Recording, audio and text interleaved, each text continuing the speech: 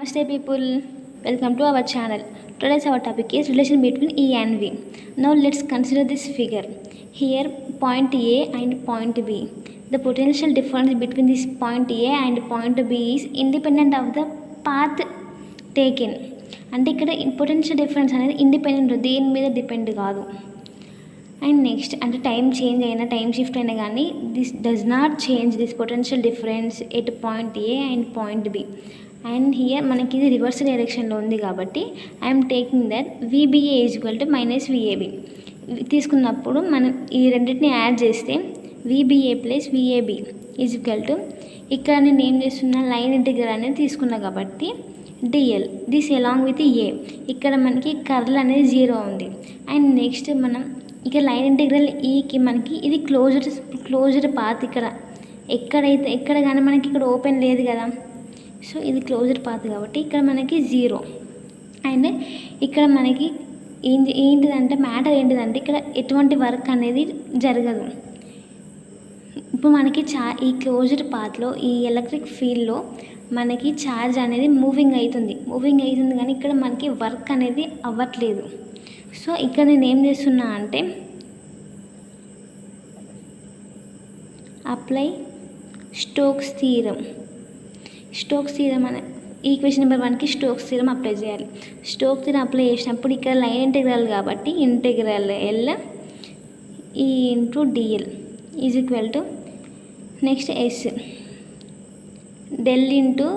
Del cross E, ఇది ఇక్కడ cross product కాబట్టి del cross E and dS is equal to 0. And next ఈ స్టెప్ని మనం ఇట్లా కూడా రాసుకోవచ్చు. Del into E is equal to 0. Now let's consider this equation as second equation.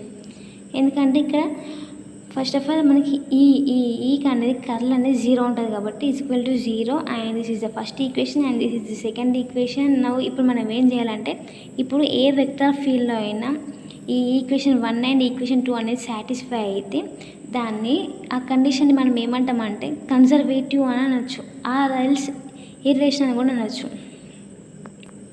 So మనకి ఇది కన్జర్వేటివ్ కాబట్టి ఇప్పుడు మనం ఈ ఎలక్ట్రోస్టాటిక్ ఫీల్డ్ని మనం కన్జర్వేటివ్ ఫీల్డ్ అని కూడా అనుకోవచ్చు. అండ్ దాని అనదర్ నేమ్ కన్జర్వేటివ్ ఫీల్డ్.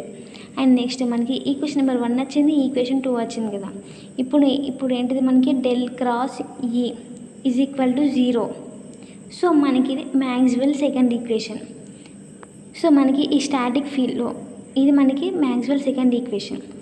ఇప్పుడు ఇట్లా రాసుకుని మ్యాక్స్వెల్ సెకండ్ ఈక్వేషన్ ఇట్లా రాసుకున్నా పొటెన్షియల్ వి. ఇప్పుడు మనకి సెకండ్ ఈక్వేషన్ వచ్చింది కదా.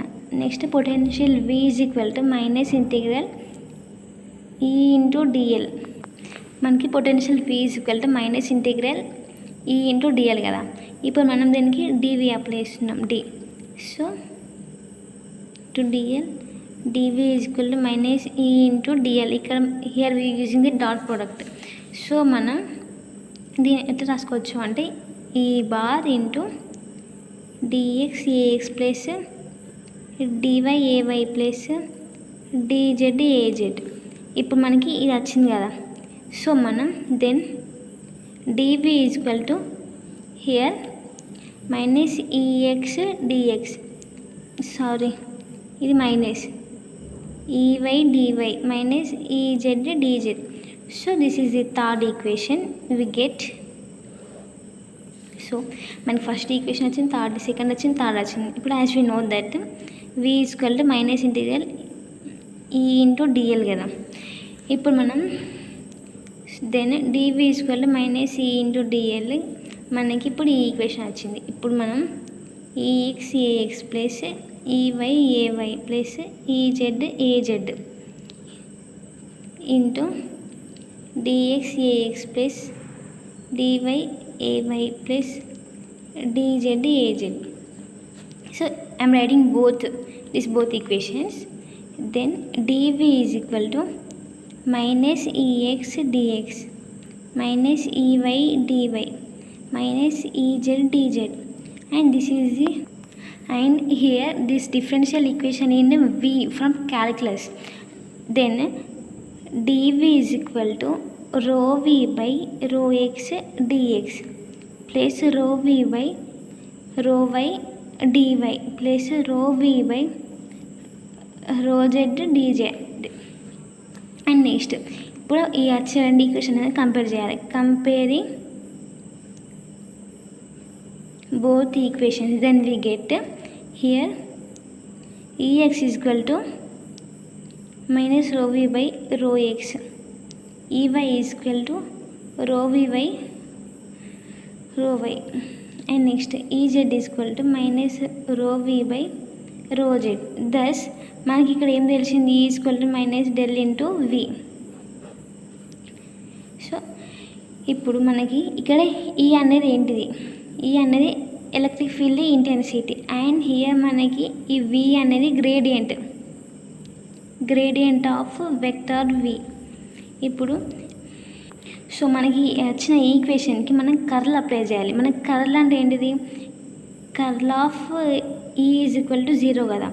సో మనం దీనికి అప్లై చేసినప్పుడు del into E is equal to 0, and this is a Maxwell second equation, and this is the relation between E and V.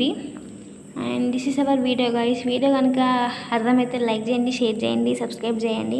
If అర్థం కాకపోతే మళ్ళీ ఒకసారి చూడండి, మళ్ళీ చదవండి, ఎందుకంటే సెమిస్టర్ దగ్గరకు వస్తుంది కాబట్టి చదవండి, ఎగ్జామ్స్ బాగా రాయండి.